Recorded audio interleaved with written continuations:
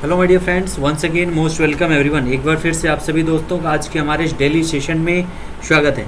और आज के इस डेली करंट अफेयर के सेशन में डियर आज हम लोग डिस्कस करने वाले हैं करंट अफेयर 23 फरवरी 2022 के। ठीक है, 23 फरवरी 2022 का करंट अफेयर आज के सेशन में हम लोग डिस्कस करने वाले हैं। जितने भी हमारे दोस्त हैं सबसे एक बार रिक्वेस्ट है, प्लीज़ सेशन को जितना भी ज़्यादा से ज़्यादा हो सके उतना शेयर कर दीजिएगा। और जिन्होंने सेशन को अभी तक सब लाइक नहीं किया है, लाइक ज़रूर कर दीजिएगा। ठीक है, चलिए आइए शुरू करते हैं डियर हमारा आज का सेशन 23 फरवरी 2022 का। शुरू करते हैं सेशन। याद रखिएगा, ज़िंदगी एक जंग है, ज़िंदगी एक जंग है। ये लाइन ही काफ़ी है आपके इस पूरे परिदृश्य को दर्शाने के लिए, आपकी वास्तविकताओं को दर्शाने के लिए जो आपके सामने आती है। जब जंग है तो इसका मतलब है कई सारी मुश्किलें आएंगी आपको अपने लक्ष्य को पाने में, इस जंग को जीतने में डियर। और जब आप इन सभी परिस्थितियों से, इन सभी मुश्किलों से लड़ करके जब इनको परास्त करके आगे निकलते हैं, तभी इस जंग में आप विजयी होंगे। याद रखिएगा, ज़िंदगी एक जंग है, ये एक आपकी एक रेस है जिसमें आपको जीतना है। आप एक योद्धा हैं और आप एक रेसर हैं। ठीक है, हार नहीं माननी है जब तक इस जंग को जीतना नहीं है। याद रखिएगा, सभी के दिमाग में ये चीज़ें होनी चाहिए। इस जंग को किसी भी हाल में जीतना है, बाई एनी हाउ, किसी भी तरह से। आइए शुरू करते हैं डियर आज का हमारा सेशन करंट अफेयर का। और पहला क्वेश्चन है आपके सामने कि दादा साहब फाल्के अवार्ड, अभी हमने देखा कि दादा साहब फाल्के अवार्ड की घोषणा हुई थी, जिसमें इसके अंतर्गत कई सारे अवार्ड दिए जाते हैं। तो दादा साहब फाल्के अवार्ड में सर्वश्रेष्ठ फिल्म पुरस्कार का जो अवार्ड है वो किसे दिया गया है, किस मूवी को मिला है सर्वश्रेष्ठ फिल्म पुरस्कार। ठीक है, मूवी ऑफ यानी फिल्म ऑफ द ईयर जो पुरस्कार है वो मिला है किसको, पुष्पा को। कल हमने डिस्कस भी किया था, पुष्पा को फिल्म ऑफ द ईयर का अवार्ड मिला है। लेकिन ये आपका सर्वश्रेष्ठ फिल्म का पुरस्कार जो है किसे दिया गया है दादा साहब फाल्के अवार्ड में डियर, तो उसका नाम है शेरशाह। ठीक है, शेरशाह है मूवी का नाम जिसे सर्वश्रेष्ठ फिल्म पुरस्कार का अवार्ड दादा साहब फाल्के पुरस्कार में दिया गया है। ठीक है, नेक्स्ट हमारा क्या है, दादा साहब फाल्के अवार्ड में सर्वश्रेष्ठ अभिनेत्री का पुरस्कार किसे दिया गया है, तो ये दिया गया है कृति मेनन को। ठीक है डियर, किसको दिया गया है, कृति मेनन को। मिमी मूवी के, मिमी इनकी फिल्म है जिसके लिए इनको ये आपका सर्वश्रेष्ठ अभिनेत्री का अवार्ड दिया गया है। सर्वश्रेष्ठ जो अभिनेता बने हैं, कौन बने हैं सर्वश्रेष्ठ अभिनेता, तो याद रखिएगा रणबीर। ठीक है, रणबीर सिंह बने हैं सर्वश्रेष्ठ अभिनेता जो है। और आपका मूवी ऑफ द ईयर यानी फिल्म ऑफ द ईयर है कौन सी, पुष्पा द राइज। ठीक है, ये सारे अवार्ड याद रखिएगा। दादा साहब फाल्के अवार्ड जो है ये आपकी शुरुआत 1969 में हुई थी, ये भी याद रखिएगा।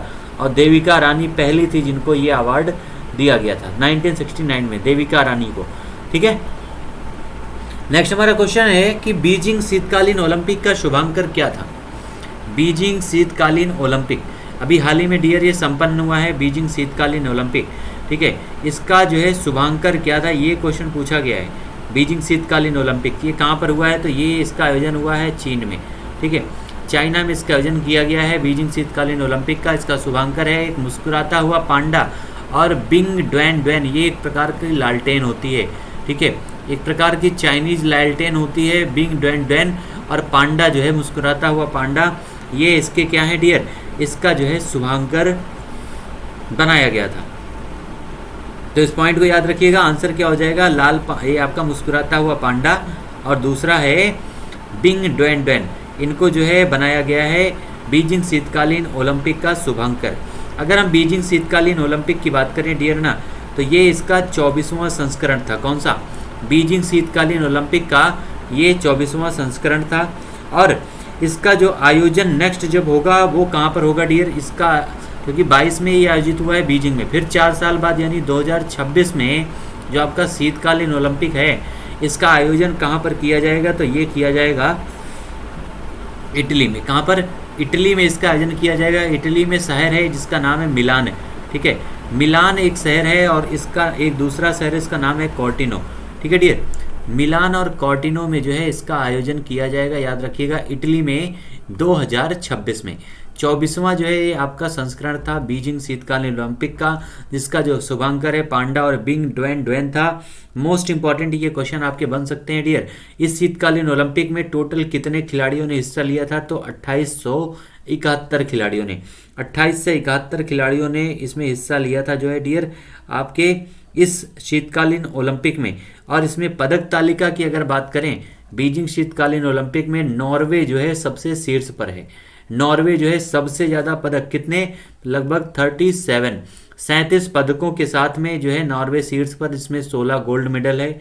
उसके अलावा 8 जो है इसके रजत पदक हैं और 13 जो है कांस्य यानी ब्रॉन्ज मेडल हैं। ठीक है, 8 जो है सिल्वर मेडल हैं। ये सारे याद रखिएगा। नॉर्वे फर्स्ट पे है, जर्मनी जो है सेकंड पर है, और जो है चाइना तीसरे नंबर पर, अमेरिका चौथे नंबर पर। ये सारे पॉइंट याद रखिएगा इनसे संबंधित। और इनका जो आदर्श वाक्य है डियर, इस बार क्या था, together for a shared future. क्या नाम है इसका, जो इसका आदर्श वाक्य था उसको कहते हैं together for a shared future. ये सारे पॉइंट याद रखिएगा। टुगेदर फॉर शेयर्ड फ्यूचर इसका जो है आदर्श वाक्य है इस बीजिंग शीतकालीन ओलंपिक का। ठीक है, मोस्ट इंपॉर्टेंट ये सारे क्वेश्चन बनते हैं। नॉर्वे की थेरेस जो है, इन्होंने पहला सबसे स्वर्ण पदक जीता था इसमें। आइए बढ़ते हैं डियर नेक्स्ट क्वेश्चन की तरफ। हुरून रिपोर्ट के अनुसार देश के सबसे ज्यादा करोड़पति किस शहर में है? कौन सी रिपोर्ट है? तो हुरून रिपोर्ट। ठीक है, हुरून रिपोर्ट के अनुसार देश के सबसे ज्यादा जो करोड़पति हैं वो कौन से शहर में ये लोग रहते हैं डियर? उस शहर का नाम क्या है? तो उसका नाम है मुंबई। ठीक है, उसका नाम क्या डियर? मुंबई में जो है सबसे ज़्यादा करोड़पति रहते हैं। भारत में करोड़पति की संख्या में 11% का इजाफा हुआ है, याद रखिएगा। भारत में इस रिपोर्ट में बताया गया है कि 11% करोड़पति की संख्या भारत में बढ़ गई है। मुंबई जो है इसमें यहाँ पर सबसे ज़्यादा करोड़पति रहते हैं। मोस्ट इंपॉर्टेंट ये पॉइंट आपके एग्जाम के लिए बनता है। नेक्स्ट हमारा है, भारत और ओमान के बीच द्विपक्षीय संयुक्त वायुसेना सैन्याभ्यास कहां पर आयोजित किया जा रहा है? भारत और किसके बीच में डियर? तो ओमान के बीच में। ठीक है, भारत और ओमान के बीच में जो द्विपक्षीय सैन्याभ्यास है, वायुसेना सैन्याभ्यास है, ये भी पॉइंट याद रखिएगा कि यह अभ्यास किस प्रकार का है? तो वायुसेना का। ठीक है, इसमें जो है ये कहां पर आयोजित किया जा रहा है, ये क्वेश्चन पूछा जा रहा है। तो इसका जो आयोजन किया जा रहा है डियर वो है राजस्थान में। कहाँ पर? राजस्थान में इसका आयोजन किया जा रहा है, जोधपुर में। जोधपुर में इसका आयोजन किया जा रहा है भारत और ओमान के बीच में डियर, याद रखिएगा। इसके बीच में, भारत और ओमान के बीच में। कल इसके बारे में हमने डिस्कस किया था। इस युद्धाभ्यास का जो नाम है क्या है? युद्धाभ्यास का नाम क्या है? जल्दी से कमेंट सेक्शन में आंसर बताइएगा। कल इसके बारे में हमने डिस्कस भी किया था, भारत और ओमान के बीच में। नेक्स्ट हमारा है कि स्वतंत्रता सेनानी और गांधीवादी सामाजिक कार्यकर्ता का हाल ही में 102 वर्ष की उम्र में निधन हो गया है। कितने वर्ष? 102 वर्ष की उम्र में इनका निधन हो गया डियर। ये एक सामाजिक कार्यकर्ता हैं, गांधीवादी विचारों की समर्थक हैं, साथ में स्वतंत्रता सेनानी भी हैं। ठीक है, और इनका नाम क्या है? शकुंतला देवी। शकुंतला देवी इनका नाम है डियर, इनका जो अभी हाल ही में निधन हुआ है। नेक्स्ट हमारा क्वेश्चन है कि अंतर्राष्ट्रीय मातृभाषा दिवस कब मनाया जाता है? अंतर्राष्ट्रीय मातृभाषा दिवस, ये आपका मोस्ट इंपॉर्टेंट क्वेश्चन है और ये दिवस कई बार आपके एग्जाम में पूछा भी जा चुका है। ठीक है, तो अंतर्राष्ट्रीय मातृभाषा दिवस डियर कब मनाया जाता है? ये मनाया जाता है 21 फरवरी को। कब? 21 फरवरी को इसको सेलिब्रेट किया जाता है, अंतर्राष्ट्रीय मातृभाषा दिवस। जल्दी से कमेंट में बताइएगा डियर, आपका हिंदी दिवस कब मनाया जाता है? ठीक है, हिंदी दिवस कब सेलिब्रेट किया जाता है, किस दिन मनाया जाता है? कमेंट सेक्शन में जल्दी से आंसर बताइएगा। नेक्स्ट हमारा क्वेश्चन है, रूस के द्वारा जो है किस देश के विद्रोही इलाकों को स्वतंत्र देशों के रूप में मान्यता दे दी गई है? रशिया के द्वारा जो है अभी हाल ही में, कल हमने डिस्कस किया था, 2 नए देशों को मान्यता दी गई है। ठीक है, 2 नए देशों को जो है रूस के द्वारा मान्यता दे दी गई है।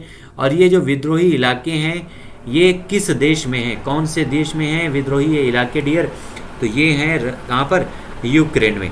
यूक्रेन में जो है रशिया ने अपने यहाँ पर अपनी सेना भी भेज दी है, और साथ में सेना भेजने के साथ ही कई सारे जो अमेरिका और नाटो देश हैं, अमेरिका के साथ में जो कई सारे नाटो देश हैं, उन्होंने रशिया पर कई सारे प्रतिबंध भी लगा दिए हैं। यानी अब यहाँ पर एक तरह से तृतीय विश्व युद्ध होना सुनिश्चित दिख रहा है डियर, क्योंकि ये जो रूस है ये मान नहीं रहा है, और अमेरिका और नाटो देश भी अपनी तरफ से जुटे हुए हैं, कई सारे प्रतिबंध भी लगाए गए हैं।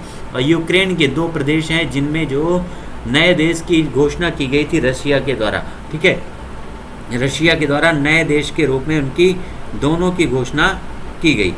मोस्ट इंपॉर्टेंट ये क्वेश्चन बनता है आपके एग्जाम के लिए, क्योंकि अभी हाल ही में ये इश्यू बहुत ही ज़्यादा हाईलाइटेड है और आपके एग्ज़ाम के लिए जरूर ये आपके एग्जाम में पूछा जाना है डियर, याद रखिएगा।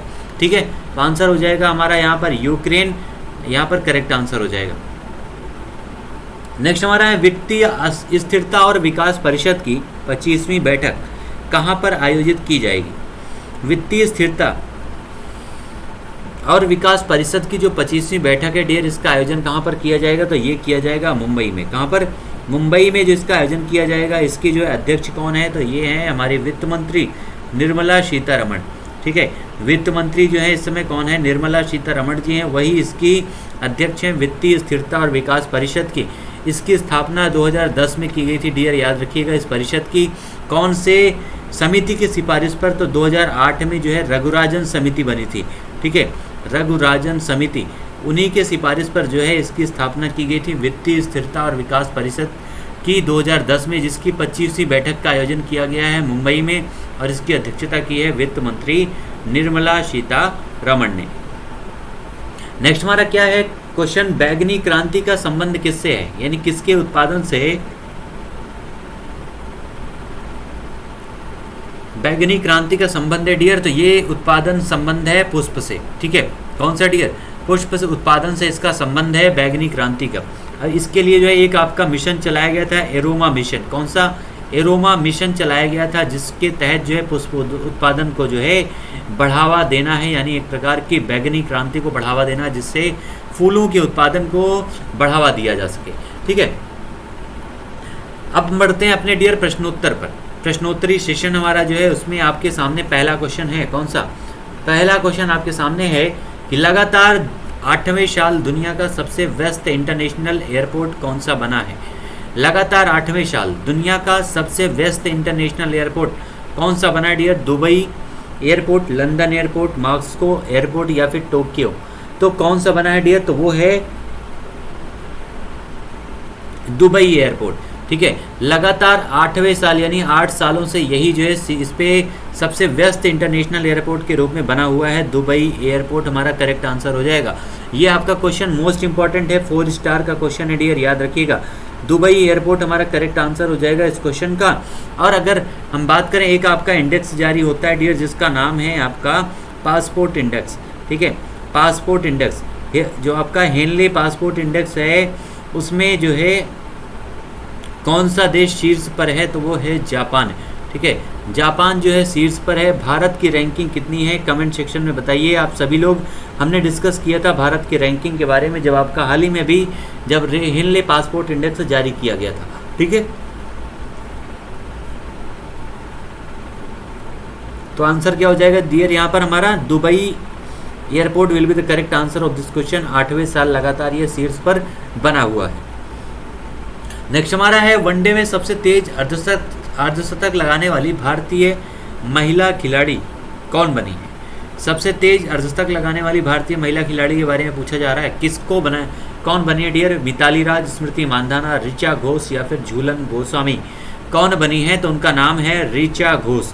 ठीक है, ऋचा घोष एक नई खिलाड़ी है डियर, और ये अभी हाल ही में सबसे तेज T20 वनडे फॉर्मेट में सबसे तेज हाफ सेंचुरी लगाने वाली खिलाड़ी बनी है। इन्होंने 29 गेंदों पर 52 रन बनाए हैं, और भारतीय महिला क्रिकेट में सबसे तेज हाफ सेंचुरी लगाने वाली महिला खिलाड़ी बनी है। याद रखिएगा आंसर क्या हो जाएगा, ऋचा घोष भारत की तरफ से। और विश्व में सबसे ज़्यादा रन बनाने वाली खिलाड़ी का नाम क्या है, मिताली राज। ठीक है, और भारतीय खिलाड़ियों में सबसे ज़्यादा विकेट लेने वाली कौन है, तो उनका नाम है झूलन गोस्वामी। आंसर हो जाएगा ऋचा घोष, यहाँ पर हमारा करेक्ट आंसर हो जाएगा डियर ऋचा घोष। नेक्स्ट हमारा है ये आपका थोड़ा सा स्लाइड चेंज हो गई थी।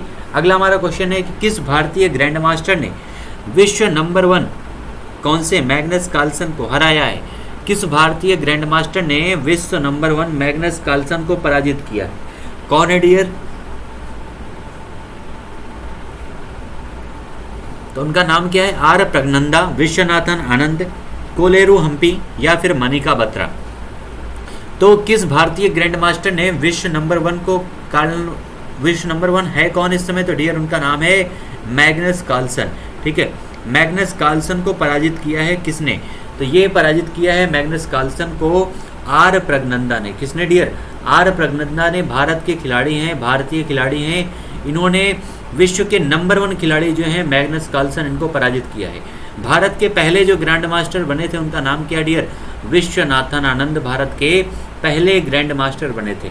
ठीक है, अभी हाल ही में जो है मनिका बत्रा को जो है किसका डियर? तो एडिडास के जो है इसके सदस्य के रूप में इनको नामित किया गया है, ब्रांड एम्बेसडर इनको बनाया गया है एडिडास में। कोलेरू हम्पी ये भी शतरंज की खिलाड़ी हैं भारत की। और लेकिन यहाँ पर हमारा आंसर क्या हो जाएगा dear? R Praggnanandhaa will be the correct answer of this question. Next हमारा है भद्रा परियोजना। भद्रा परियोजना किस राज्य में है जिसे राष्ट्रीय परियोजना का दर्जा दिया गया है? भद्रा परियोजना, तुंगभद्रा परियोजना, ये सारी परियोजनाएं कहाँ पर है डियर? किस राज्य में है? तो आंसर हो जाएगा कर्नाटका। ठीक है, कौन से राज्य में है? कर्नाटक में है आपकी भद्रा परियोजना, जिसे जो है अभी हाल ही में राष्ट्रीय परियोजना का दर्जा दिया गया। किसको डियर? राष्ट्रीय परियोजना का दर्जा दिया गया है भद्रा, ये आपकी भद्रा परियोजना को इसे राष्ट्रीय परियोजना का दर्जा दिया गया। कर्नाटक जो है इसकी कैपिटल क्या डियर? तो याद रखिएगा बेंगलुरु यहाँ पे कैपिटल है, और यहीं पर एक बंदरगाह जिसका नाम है मैंगलुरु बंदरगाह। ठीक है, मैंगलुरु बंदरगाह, और यहीं कर्नाटका में है आपका मैसूर, और क्या है यहाँ पर हम्पी है, विजयनगर साम्राज्य जिसको कहते थे मेडुअल हिस्ट्री में, विजयनगर साम्राज्य, यहीं पर है आपका हम्पी।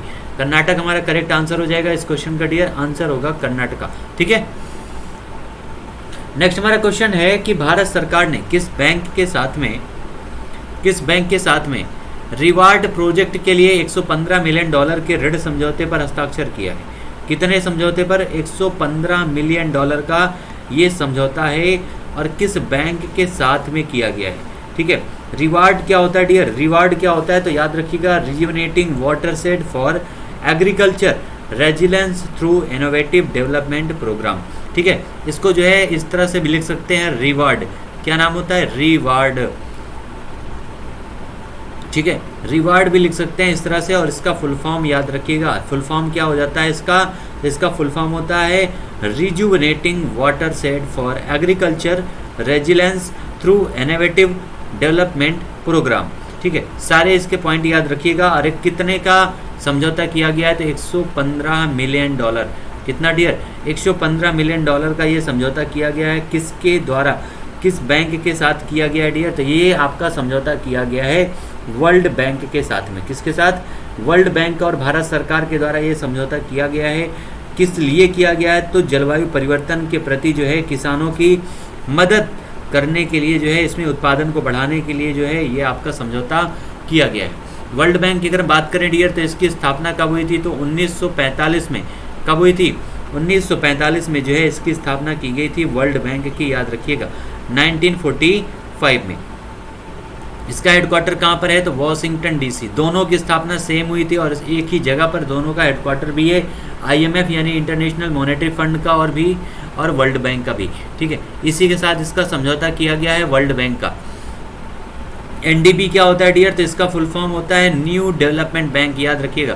कौन सा? न्यू डेवलपमेंट बैंक होता है NDB का फुल फॉर्म। NDB मतलब नया बैंक है, यानी 2014 में भी इसको स्थापित किया गया था। किसके द्वारा? ब्रिक्स देशों के द्वारा डियर। किसके द्वारा? ब्रिक्स यानी Brazil, Russia, India, China and south Africa, जिसकी स्थापना डियर 2008 में हुई थी ब्रिक्स की। और इसी में जो है 2010 में शामिल हुआ था कौन सा? South Africa. ठीक है, साउथ अफ्रीका 2010 में शामिल हुआ था इसी ब्रिक्स देशों में, जिनके द्वारा 2014 में इसकी स्थापना की गई थी। इसकी पहली जो बैठक है ब्रिक्स देशों की कहाँ हुई थी डियर? रूस में हुई थी, येक्तिनबर्ग में। ठीक है, येक्तिनबर्ग में हुई थी, रसिया में। ये आपका है येक्तिनबर्ग। आंसर हमारा क्या हो जाएगा डियर यहाँ पर? World bank. NDB क्या होता है? ADB क्या होता है? तो ये आपका एशियन डेवलपमेंट बैंक है। कौन सा? एशियन डेवलपमेंट बैंक है आपका ADB। कितने मेंबर हैं? 68 मेंबर हैं। इसमें स्थापना कब हुई थी? 1966 में हुई थी। हेडक्वार्टर कहाँ पर है? मनीला में है, फिलीपींस में। ठीक है, फिलीपींस में मनीला में जो है इसका हेडक्वार्टर है, याद रखिएगा ADB का। और NDB का आपका मुख्यालय कहाँ पर है? तो ये है संघाई में। ठीक है डियर, संघाई में इसका हेडक्वार्टर है। मेंबर इस समय कितने हैं आपके NDB बैंक के? तो टोटल 9 मेंबर हैं, याद रखिएगा 9 मेंबर हैं। ठीक है, इस तरह से आंसर हमारा क्या हो जाएगा? वर्ल्ड बैंक यहाँ पर करेक्ट हो जाएगा, लेकिन ये सारे पॉइंट भी याद रखिएगा आप लोग। नेक्स्ट हमारा क्वेश्चन है ताज महोत्सव 2022 का मार्च में आयोजन कहाँ किया जाता है? ताज महोत्सव। नाम क्या है? ताज महोत्सव। ठीक है, और ताज से ही आपको पता चल गया होगा कि इसका आयोजन कहाँ पर किया जाता है डियर। तो इसका आयोजन किया जाता है कहाँ पर? आगरा में। ठीक है, आगरा में जो है इसका आयोजन किया जाता है। याद रखिएगा आंसर क्या हो जाएगा? आगरा हमारा करेक्ट आंसर हो जाएगा इस क्वेश्चन का। आगरा में ये क्या है आपका? ताजमहल, जिसको ये आपका दुनिया के 7 आश्चर्यों में शामिल है ताजमहल। और यहीं पर जो है ताजमहल का ये आपके ताज महोत्सव का उद्घाटन किया गया है। कब इसको सेलिब्रेट किया जाता है डियर? तो याद रखिएगा ताज महोत्सव जो है आपका मनाया जाता है मार्च के महीने में। कब? मार्च के महीने में मनाया जाता है। एक प्रकार का सांस्कृतिक पर्व है जो लगभग 10 दिनों तक चलता है। कितने दिनों तक डियर? तो 10 दिनों तक चलता है ये आपका कार्निवाल। इसमें काफ़ी बड़ा मेला भी लगता है इस महोत्सव में। ठीक है, याद रखिएगा सारी चीज़ें। ताजमहल से लगभग 500 मीटर की दूरी पर स्थित एक गांव जो है वहीं पर इसका आयोजन किया जाता है। आंसर हो जाएगा आगरा हमारा करेक्ट यहाँ पर। नेक्स्ट हमारा है किस राज्य के रामबन जिले में लेवेंडर की खेती शुरू की गई है? लेवेंडर क्या होता है डियर? एक प्रकार का फूल होता है लेवेंडर। ठीक है, और कौन से ये आपका रामबन डिस्ट्रिक्ट है, रामबन डिस्ट्रिक्ट। और ये कौन से राज्य में है ये पूछा गया है। रामबन डिस्ट्रिक्ट कहाँ पर है? जहाँ पर लेवेंडर की खेती शुरू की गई है। दोनों पॉइंट याद रखिएगा जो हमने सर्कल किया है डियर। तो ये खेती शुरू कहाँ की गई है? लद्दाख में, मध्य प्रदेश में, जम्मू कश्मीर में या फिर उत्तर प्रदेश में। तो इसकी शुरुआत की गई है जम्मू और कश्मीर में। कहाँ पर डियर? जम्मू कश्मीर में इसकी शुरुआत की गई है। जम्मू कश्मीर में किसके द्वारा जी है? ये केंद्रीय विज्ञान एवं प्रौद्योगिकी मंत्री के द्वारा इसको जो है शुरू किया गया है। किसके द्वारा? केंद्रीय विज्ञान एवं प्रौद्योगिकी मंत्री। कौन से मिशन के तहत इसको शुरू किया गया है? तो उस मिशन का नाम है डियर एरोमा मिशन। ठीक है, क्या नाम है? एरोमा मिशन इसका नाम है, जिसके तहत इस खेती की शुरुआत की गई है। और जब पुष्प की खेती होती है तो उसको कौन सी क्रांति के अंतर्गत आता है? तो वो आता है बैंगनी क्रांति। कौन सी डियर?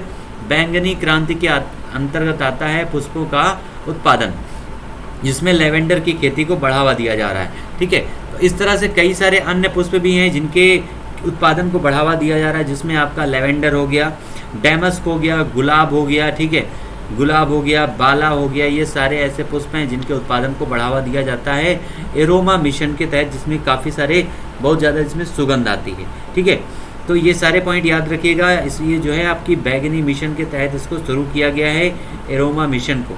किसके तहत डियर? बैंगनी मिशन के तहत। आंसर हो जाएगा जम्मू कश्मीर, जो एक प्रकार का यूनियन टेरेटरी है, जिसको 2019 में यूनियन टेरेटरी बनाया गया था। मनोज सिन्हा जी यहाँ के क्या हैं डियर? उपराज्यपाल हैं। मनोज सिन्हा जी यहाँ के क्या हैं? उपराज्यपाल हैं।